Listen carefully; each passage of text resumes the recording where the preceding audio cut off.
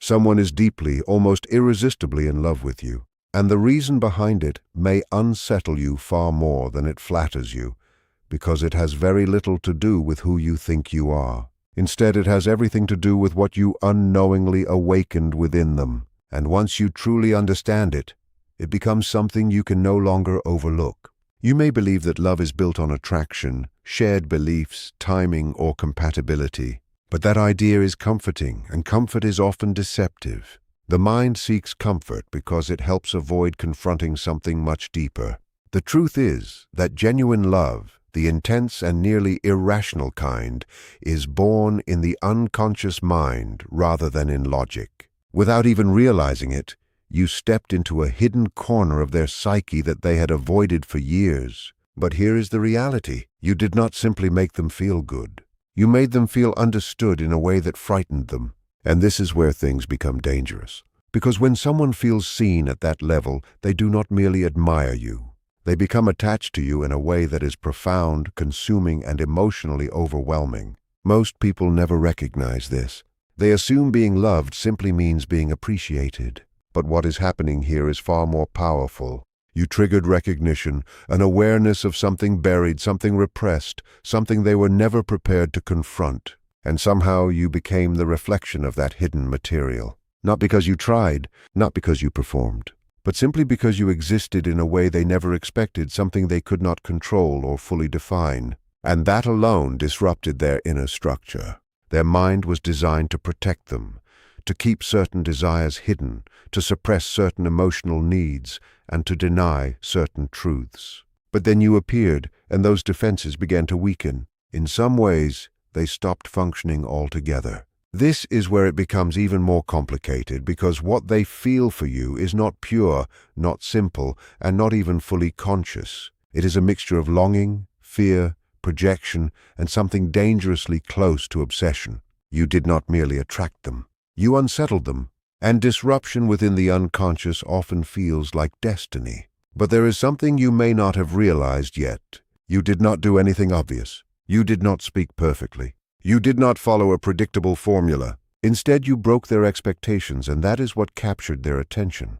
The human mind depends heavily on patterns, and it is deeply affected by unpredictability. You became unpredictable in a way that did not feel chaotic but meaningful. Not random, but symbolic, as if you represented something beyond yourself. And that is when projection began. They started seeing you not as a person, but as an answer to a question they never consciously formed, an answer to an emotional emptiness they could never describe. And once that happens, they do not just fall in love with you, they fall into you. And this is why letting go becomes nearly impossible for them. Because releasing you would mean confronting the part of themselves that you awakened. And the mind avoids that confrontation at all costs. So instead they hold on, even if it confuses them, even if it hurts, even if it makes no logical sense. But here is a truth that may disturb you. You did not only awaken something beautiful, you also awakened something unstable. Suppressed emotions rarely emerge gently. They erupt.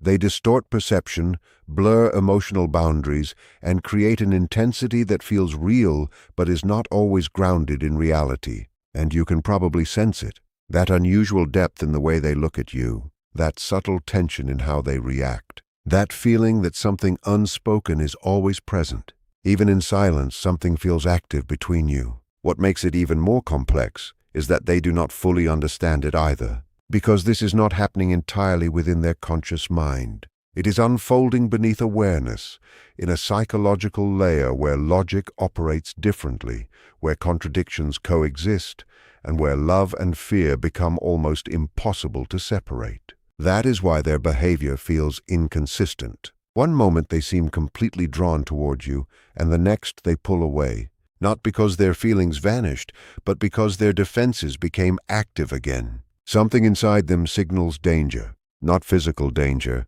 but emotional exposure they are not ready for. And this creates a cycle. Push and pull, closeness and distance, intensity and confusion. And whether you realize it or not, you are part of that cycle as well. Because a part of you can feel it. The heaviness, the depth, the emotional weight of this connection. This brings the real question forward. What exactly did you do to trigger something this powerful? Because it was not random. It was not pure chance, and it was not entirely accidental. There was a moment when something inside them shifted, a moment of recognition. And once that recognition happened, there was no returning to the previous state. But that recognition was never about your surface qualities. It was about what you represent within their unconscious mind. And what you represent is something they have both searched for and avoided at the same time. Until this is understood, it becomes difficult to comprehend why they cannot let you go, or why the connection feels so intense, so confusing, and so emotionally charged. The truth is, you did not simply make them fall in love. You activated something within them that had been dormant for years. And once something like that awakens, it does not return to sleep. It grows quietly. It demands attention. And eventually it forces emotional confrontation. At first they tried to dismiss it. They told themselves it was nothing serious, just a passing interest, a temporary fascination, something that would fade with time. But instead of fading, it deepened, because what they are experiencing is not surface-level attraction. It is rooted in something much older, something stored deep within the unconscious. And the unconscious never truly forgets. It waits. It observes. It collects unresolved emotional fragments and stores them until something or someone brings them back into awareness. And in this case, that someone became you. But here is the deeper truth. You did not simply enter their life as another person. You entered as a trigger, a psychological key, a symbol that unlocked emotions they had spent years suppressing. And that is where things become dangerous. Because once the unconscious is activated, it does not seek permission. It operates quietly, subtly, but completely. Most people misunderstand obsession. They expect it to appear loud, desperate, or obvious. But real obsession often hides behind restraint, silence, and controlled behavior. Because the more intense the emotion becomes, the more the conscious mind attempts to suppress it. And suppression does not weaken it. It strengthens it. So instead of expressing it directly, they begin analyzing everything about you. They overthink interactions. They replay conversations again and again like a loop they cannot escape. Not because they choose to, but because they cannot stop. You become connected to something unresolved within them, something unfinished, something that has been waiting beneath the surface for far longer than they realize. Patterns are among the strongest forces in human behavior. But what you may not fully understand is that the intensity they feel is not only about you. It is also about what you represent in their inner world. Because in the language of the unconscious, people do not fall in love with individuals alone. They fall in love with symbols, meanings, and emotional projections. And you became a symbol of something they lost, something they never received, or something they were taught they did not deserve. And this is where it becomes overwhelming for them. Because loving you forces them into a deep emotional confrontation with themselves. And that confrontation is the part they can no longer easily avoid. Loving you compels them to face a contradiction that exists within them. One part of them wants to move closer to you, yet another part resists with equal force, not because they do not care, but because caring reveals something they have spent most of their life avoiding. And this is where it becomes even more intense, because that internal conflict does not stay hidden. It reveals itself through hesitation, through mixed signals, through moments of profound closeness, followed by sudden emotional distance. And you can feel it, can't you? That inconsistency, that emotional fluctuation, that sense that something is pulling them toward you while something else is pushing them away. But here is the truth. They are not confused about you. They are overwhelmed by themselves because you have awakened a part of them that does not function through logic. A part that operates through emotion, memory, and buried desire. A part that remembers things they believed had disappeared long ago. And once that part becomes active, it starts asking questions they cannot easily answer. Questions like why this feels so familiar, why it unsettles them so deeply, why they feel drawn toward it while simultaneously wanting to escape from it. And this is where their mind begins to divide, not in an obvious or dramatic way, but internally and silently, because the conscious mind seeks stability while the unconscious seeks resolution. And resolution often requires disruption. So what happens next? They begin creating distance, not because they want to lose you, but because they are trying to regain control over themselves. They convince themselves that stepping back will calm the intensity, that space will bring clarity, that time will weaken the attachment. But the reality is different. Distance does not weaken unconscious attachment. It often strengthens it, because absence removes reality and replaces it with imagination. And imagination is where emotional fixation grows most powerfully. Now you are no longer just a person in their life. You have become an idea, an image, a projection of everything they cannot fully understand. And projections are powerful because they have no boundaries. They expand, they evolve. They become more idealized, more meaningful, more emotionally necessary over time. And this is where it becomes nearly impossible for them to detach, because they are no longer attached to who you truly are. They are attached to what you have become inside their mind. And what you have become is something they cannot easily replace. But what makes this even more intense is that they do not fully trust it. They do not trust the strength of what they feel. They do not trust how quickly it developed. They do not trust how deeply it affects them. Because anything this powerful, their mind assumes, must come with a hidden price. And so resistance appears, doubt appears, fear appears, not to erase the feeling but to protect them from what it might demand if fully accepted. Because if they completely accept what they feel for you, they would have to face everything they have been avoiding for years. Suppressed emotions, unresolved pain, hidden truths. And that is not something the mind willingly allows. So instead they remain suspended in between, pulled in two directions at once, wanting you while resisting you, thinking about you while avoiding the thought, feeling everything while expressing almost nothing. And this creates a tension that does not fade. It builds slowly and quietly until it reaches a point where something inside them can no longer remain stable. But here is the unsettling question. What happens when that tension becomes too heavy to contain? Because eventually it does. The human mind is not designed to hold unresolved emotional conflict forever. Sooner or later something gives way. But when it breaks, it does not always look predictable. Sometimes it appears as a confession, sometimes as withdrawal, sometimes as behavior that seems irrational or even self-sabotaging. Because when the unconscious takes control, logic loses authority and emotion becomes the dominant force. And that is the moment everything shifts. The moment they can no longer pretend this is merely a passing phase. The moment they are forced to confront what this connection truly represents. But what you must understand is this. That moment is approaching whether they are ready or not. Because what you awakened within them is not temporary. It is not superficial. It is not something that can simply be dismissed. It is something that demands resolution. And resolution always carries a cost. The only uncertainty is what they will be willing to lose in order to avoid fully confronting what they feel for you. At some point, the mind stops negotiating. Suppression has limits, and what they feel for you has already begun to exceed those limits. You can sense it in the silence between interactions. That heavy, almost suffocating emotional weight that never completely disappears. It only waits, because what is happening inside them is no longer stable. It is building internal pressure. And pressure within the human psyche always searches for release. But release does not always come in the form of clarity. Sometimes it arrives as collapse. And this is where it becomes almost unbearable for them, because it is no longer just attraction or curiosity. It has become confrontation. A confrontation with parts of themselves they have avoided for years. Parts shaped by old wounds, rejection, insecurity, and beliefs that convinced them they were either not enough, too much, or somehow unworthy of genuine emotional connection. And then you appeared, and without force or intention, you challenged all of it. But here is the difficulty.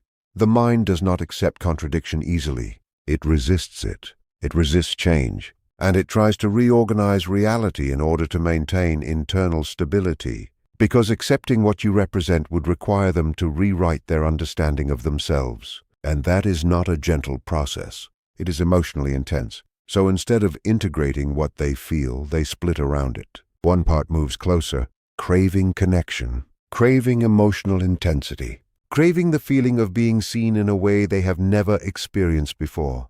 But another part pulls away just as strongly, warning them in ways they cannot fully articulate that this is unsafe, that this is too exposing, that this will lead to a level of emotional vulnerability they are not prepared for. And this is where it becomes even heavier. Because the closer they feel to you, the more exposed they feel within themselves. And exposure to the unconscious does not feel like ordinary vulnerability. It feels like danger, not an external threat, but the possibility of internal collapse, a challenge to their very sense of identity. Because you are not simply someone they feel drawn toward. You have become a disruption to the internal structure they built for survival, a challenge to the identity they carefully constructed over time. And identities created for survival do not dissolve easily. They resist. They defend themselves, sometimes aggressively, sometimes in ways that seem unexpected. So they begin creating explanations, stories that make the experience feel less overwhelming. Maybe it is temporary. Maybe it is only imagination. Maybe they are overanalyzing everything. But the truth is not that they are trying to understand it. They are trying to contain it. Because understanding it would mean accepting its depth, and accepting its depth would mean acknowledging how real it truly is. But this is where the tension becomes almost unbearable. No matter how much they rationalize it, their deeper emotional system does not respond to logic. The pull remains, quiet, steady, persistent, as though something inside them refuses to release the significance of this connection. And ignoring it begins to take a toll emotionally, mentally, and even physically, because unprocessed emotion does not disappear. It transforms. It becomes restlessness.